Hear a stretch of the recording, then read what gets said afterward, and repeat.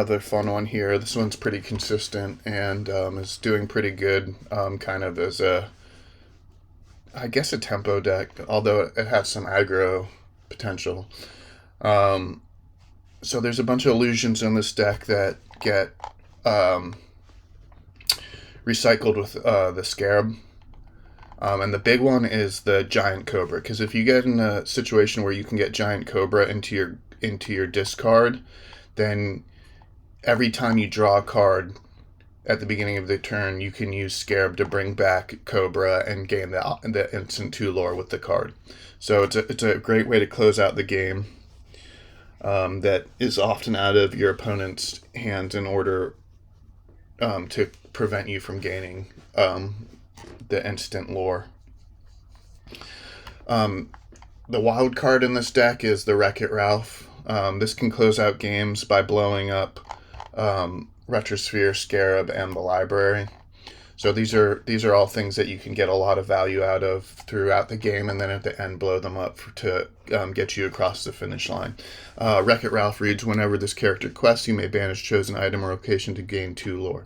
So you can see how whether these are already out on the field or if they're in your hand and you just slam them down the turn that Wreck-It Ralph dries to get the additional 2 lore. Imagine turns where you do that with Wreck-It Ralph along with, doing the Giant Cobra.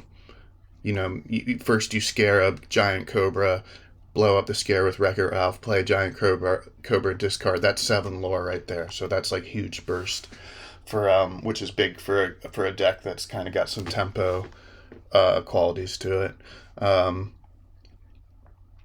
Let's see.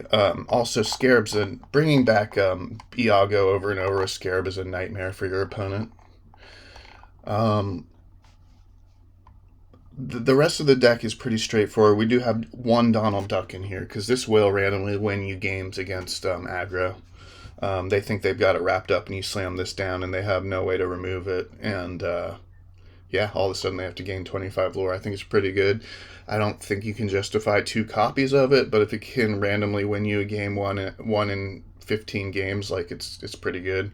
It's a chunky boy though with a quest for 3 too, so that helps a little bit, and I think can even come in handy maybe in like if you're up against like the Blurple style control where it might make the difference between you winning the game and not, right? Let's see, what else is important? Everything else is very straightforward. The library you can get a ton of value out of and then eat it with Wreck-It Ralph. Retrosphere you can kind of play down at the beginning of the game to slow down aggro decks. And then, of course, eat it with Wreck-It Ralph later. And then this is really a Scarab deck when you think about it. You have, 16 illusions in this deck. That's a lot of recursion from the graveyard with Scarab. So if you can get just one Scarab out, a lot of times it's going to win you the game.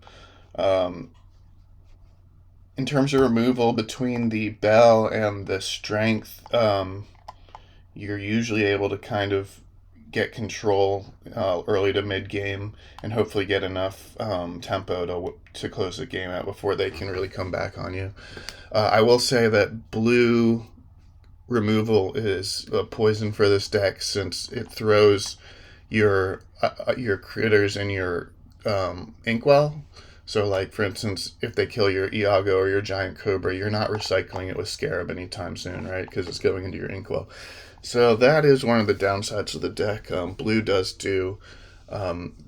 kind of counter its strengths, but they do, of course, have to draw into that removal. And then, that removal is pretty pricey a lot of times being in Hades. So against those decks, you're going to want to take the more aggro route and try to close out the game as fast as you can.